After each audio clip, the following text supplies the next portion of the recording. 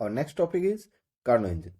जो Carnot engine क्या होता है, देखिए स्टूडेंट्स, हमें पता है अकॉर्डिंग टू एसएलओटी हीट को कंप्लीटली वर्क में कन्वर्ट नहीं किया जा सकता, यानी किसी भी इंजन की एफिशिएंसी 100% हो ही नहीं सकती है।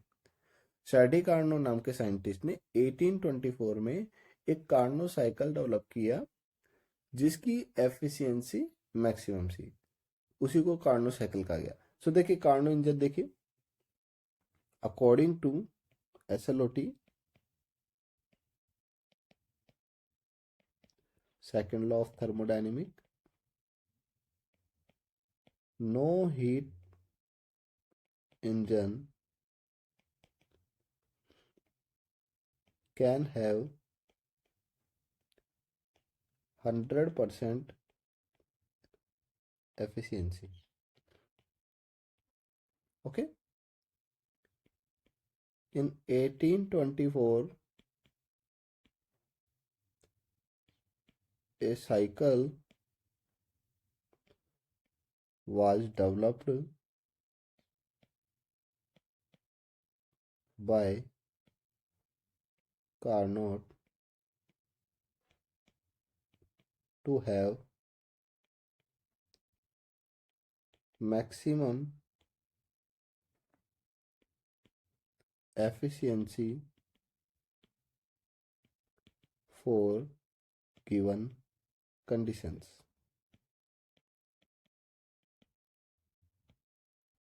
ठीक है। तो देखिए स्टूडेंट्स, बेसिकली जो कार्नो इंजन होता है वो 4 स्टेप में पूरा होता है। तो देखिए, a Carnot engine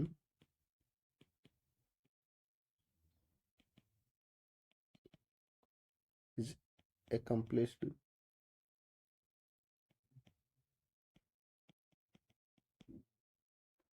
in 4 steps। और ये 4 स्टेप्स कौन कौन से, देखिए फर्स्ट स्टेप है इसका heat absorb by isothermal process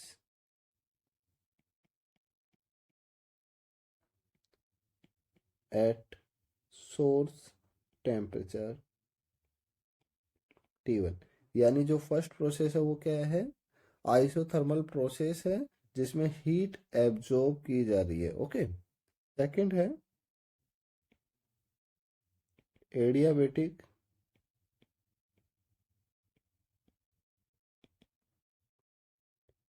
expansion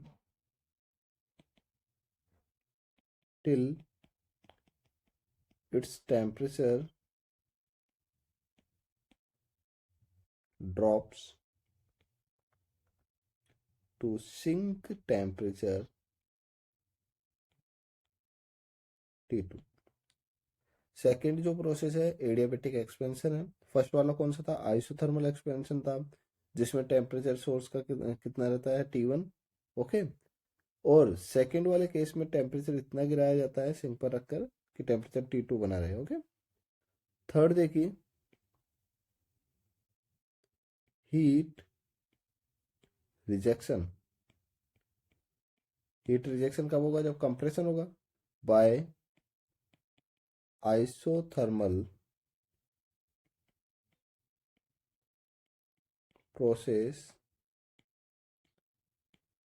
eight sink temperature T2।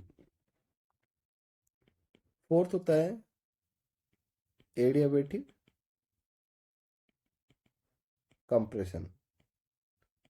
और ये एडियाबेटिक कंप्रेशन कब तक किया जाएगा, जब तक टेम्परेचर T2 से वापस सोर्स टेम्परेचर T1 तक ना हो जाए,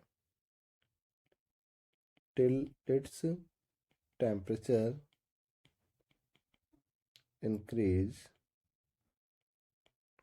टू सोर्स टेम्परेचर T1। अब डिस्कस करेंगे कार्नो इंजन साइकिल के बारे में। तो पीवी कर्व होता है कार्नो इंजन साइकिल। तो आइए सबसे पहले कार्नो इंजन साइकिल पढ़ते हैं। हमने कार्नो इंजन के 4 स्टेप्स पढ़े थे। फर्स्ट स्टेप था हमारा आइसोथर्मल एक्सपेंशन, जिसमें क्या होता है, जो सिलेंडर होता है उसके पिस्टन को ऊपर उठाया जाता है सोर्स पर रखकर, जिससे टेम्परेचर T1 बना रहे। ये प्रोसेस कब तक होता है?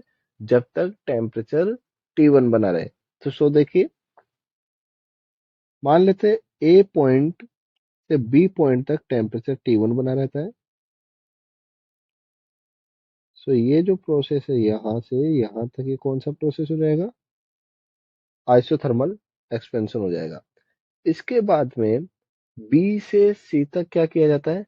बी से सी तक एडियाबेटिक एक्सपेंशन किया जाता है, जिसमें क्या होता है, जो टेम्परेचर है T1 से T2 हो जाता है। यानी अब जो सिलेंडर है उसको सोर्स से उठाकर किसी इंसुलेटेड स्टैंड पर रख देते हैं, और वहां पर टेम्परेचर कितना किया जाता है? वहां टेम्परेचर T1 से T2 तक एक्सपेंशन किया जाता है। तो देखिए, ये पॉइंट सी है।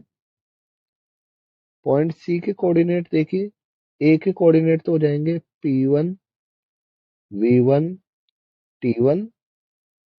बी पॉइंट के कोऑर्डिनेट P2 V2 T1, क्योंकि आइसोथर्मल प्रोसेस है। सी पॉइंट के कोऑर्डिनेट P3 V3 T2। अब देखिए, अब क्या किया जाता है, दो बार एक्सपेंशन कर दिया गया है, अब दो बार क्या किया जाएगा? कंप्रेशन। सो अब किया जाता है आइसोथर्मल कंप्रेशन, यानी जो सिलेंडर है उसको सिंक पर रखा जाता है। सिंक का टेम्परेचर होता है T2। तो तब तक कंप्रेशन किया जाता है जब तक टेम्परेचर T2 बना रहे। सो देखिए, मान लेते हैं यहां तक टेम्परेचर T2 बना रहता है, पॉइंट डी तक। पॉइंट डी के जो कोऑर्डिनेट है P4 V4 T2, ठीक है। और फिर उसके बाद में एडियाबेटिक कंप्रेशन किया जाता है, कब तक? जब तक टेम्परेचर T2 से क्या हो जाए? वापस T1, यानी वो अपनी इनिशियल स्टेट पर आ जाए वापस से। अब कोऑर्डिनेट क्या हो जाएंगे इसमें? P1 V1 T1। सो देखिए, इस कंडीशन में पीवी कर्व का जो एरिया है वो किसको डिनोट करता है? वर्क डन को। तो ये साइकिल बना इस तरीके से, क्लॉकवाइज साइकिल। तो पीवी कर्व का एरिया किसको बताएगा? वर्क डन को। सो देखिए, वर्क डन, वर्क डन कितना होगा? WAB plus WBC plus WCD plus WTA। देखिए, फर्स्ट वाला जो प्रोसेस है, कौन सा प्रोसेस है ये वाला? ये प्रोसेस है आइसोथर्मल एक्सपेंशन। वॉल्यूम हो गया है V1 से V2 तक, और ये प्रोसेस आइसोथर्मल है। तो आइसोथर्मल प्रोसेस का वर्क डन, ए बी का वर्क डन कितना हो जाएगा? NRT1 log V2 upon V1। ये हमने पढ़ रखा है। सेकंड जो प्रोसेस है कौन सा है? एडियाबेटिक। एडियाबेटिक में क्या हो रहा है? टेम्परेचर T1 से T2 हो रहा है, तो वर्क डन कितना होता है? NR upon gamma one T2 minus T1। Okay. Expansion में वर्क पॉजिटिव होता है और कंप्रेशन में नेगेटिव होता है। सो देखिए, थर्ड वाला देखते हैं। CD कर्व जो है ये कौन सा है? Isothermal compression. और आइसोथर्मल कंप्रेशन में वॉल्यूम कितना हो गया है? वापस से V3 से हो गया है V4। तो वर्क डन कितना हो जाएगा? Plus NRT2 log V4 upon V3 plus, जो D से A है, टेम्परेचर T2 से T1 हो गया है, तो वर्क डन कितना होगा? NR upon gamma one T1 minus T2। So देखिए, ये वाली टर्म और ये वाली टर्म आपस में कैंसिल हो जाएगी, क्योंकि यहाँ T2 माइनस T1 है या T1 माइनस T2 है। ये टर्म्स आपस में कैंसिल हो जाएगी। हमारे पास टर्म कितनी बचेगी? देखिए, W equals to NRT1 log V2 upon V1 plus NRT2 log V4 upon V3। अब देखिए, V2 अपॉन जो V1 है, इसका वैल्यू किसके इक्वल होता है? V2 अपॉन V1 का वैल्यू V3 अपॉन V4 के इक्वल होता है। ऐसा क्यों? क्योंकि P1 V1 equals to P2 V2 और P3 V3 upon P4 V4, इनका डिवीजन करेंगे तो हमारे पास ये वैल्यू निकल के आएगा, क्योंकि ये प्रोसेस कौन सा है, आइसोथर्मल। आइसोथर्मल की स्टेट इक्वेशन क्या होती है, पीवी इक्वल्स टू कॉन्स्टेंट। तो यहाँ क्या हो जाएगी, P1 V1 equals to P2 V2 या P3 V3 equals to P4 V4। सो एक दूसरे के डिवीजन में रखेंगे तो हमारे पास ये इक्वेशन बन के आएगी। सो देखिए इसके आगे, देखिए इसके आगे हम डिस्कस करते हैं कि टोटल वर्क डन कितना होगा। तो आइए देखें नेक्स्ट स्लाइड के अंदर। सो देखिए नेट वर्क डन कितना होगा, W equals to NRT1 log E base पर V2 अपॉन V1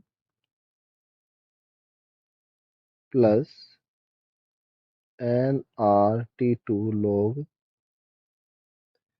जो V4 अपॉन V3 था उसको क्या लिखा जा सकता है, V3 अपॉन V4, लेकिन आगे माइनस लगाना पड़ेगा, log V3 अपॉन V4।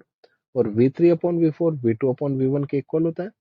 सो यहाँ से NR T1 minus T2 log V2 upon V1 लिख देंगे।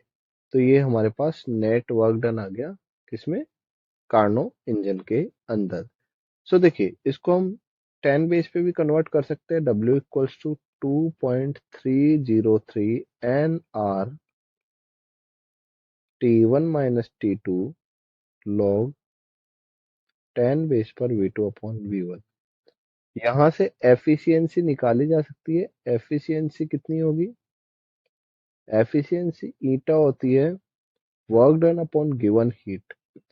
सो वर्क डन कितना है, Q1 माइनस Q2, और गिवन हीट क्या होती है, Q1।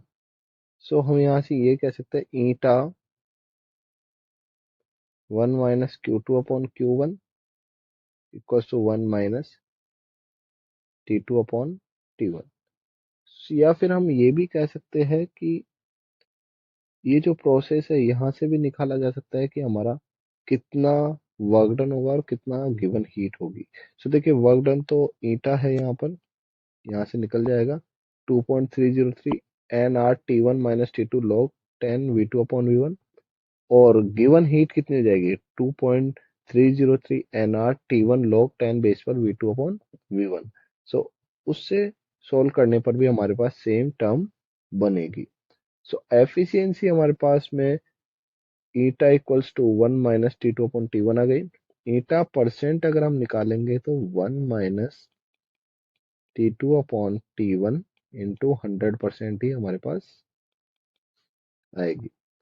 और मैक्सिमम एफिशिएंसी के लिए क्या होना चाहिए, मैक्सिमम एफिशिएंसी हो इसके लिए जो T2 अपॉन T1 का वैल्यू है, ये जो T2 अपॉन T1 है इसका वैल्यू कम होना चाहिए, क्योंकि ये नेगेटिव है ना। तो इसके लिए क्या होना चाहिए, ये वैल्यू कम होना चाहिए।